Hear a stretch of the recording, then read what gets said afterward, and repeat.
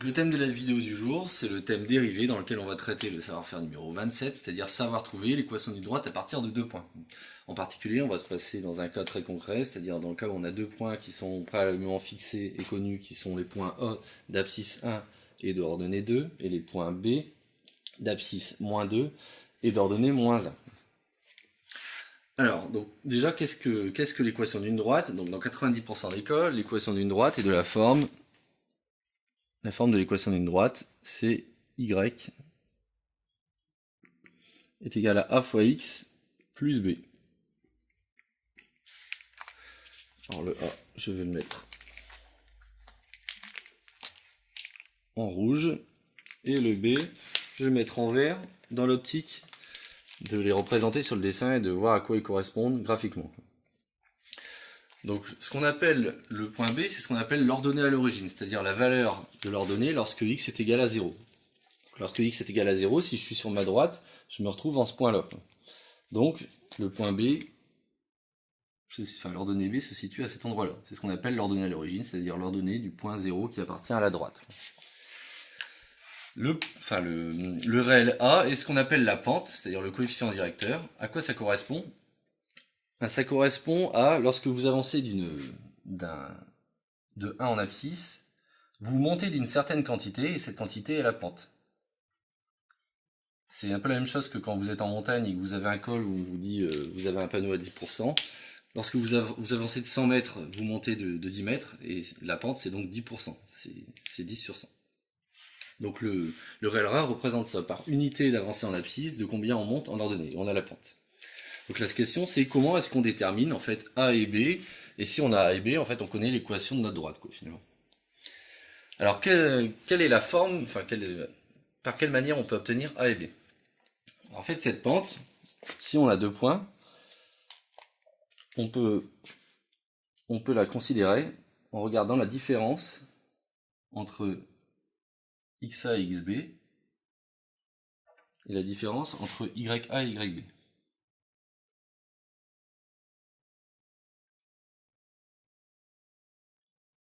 Et donc de la même manière que lorsqu'on avançait de 1, on montait de A, en fait lorsqu'on va parcourir la distance xb moins xa, on va monter de yb moins ya.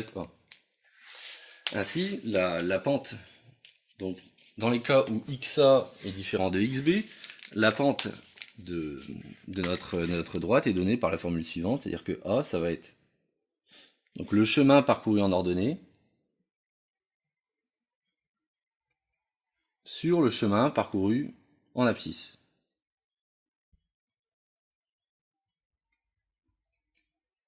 Lorsque xa est différent de xb, puisque si xa est différent de xb, cette formule est invalide puisqu'on est obligé de diviser par 0.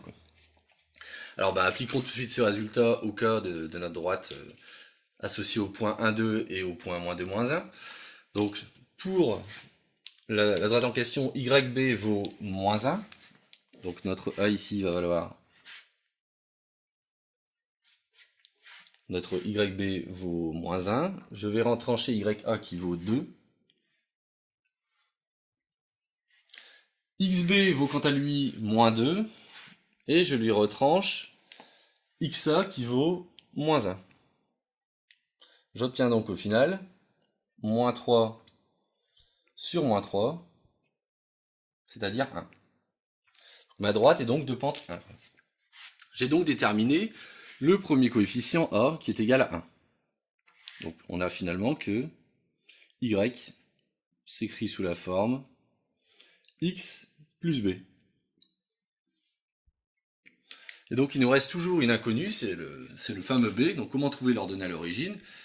L'idée c'est de dire, on sait que certains points appartiennent à la droite, donc ce qu'on va simplement faire, c'est dire pour que ce point appartienne à la droite, il faut qu'il vérifie cette équation.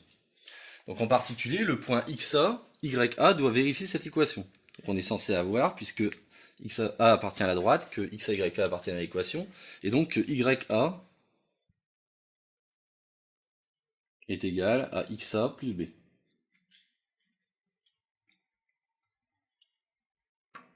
Puisque A appartient à la droite D.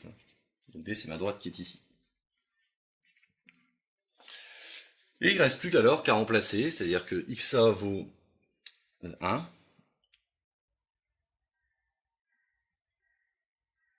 xa est égal à 1, b c'est notre paramètre à déterminer, et yk quant à lui vaut 2. Donc au final, on se retrouve avec b est égal à 1. Et donc notre équation de droite est donnée par l'équation suivante, y est égal à x plus 1. Au passage, avant de terminer la vidéo, pour vérifier que notre équation est bien valide, il suffit de remplacer les points A et les points B à l'intérieur de cette équation et de vérifier que on est bien cohérent avec ça. Que ces deux points vérifient l'équation. Donc par exemple, 1 plus 1, si je remplace par x, 1 plus 1 est bien égal à 2, et moins 2 plus 1 est bien égal à moins 1. Donc ça c'est un signe de cohérence, et ça appuie le fait que je ne me suis pas trompé dans la détermination de mon équation de droite. Voilà. Et sinon, j'ai une question quand même un peu bête peut-être. Mais qu'est-ce qui se passe si xa est égal à xb, que du coup ça nous fait une division par 0?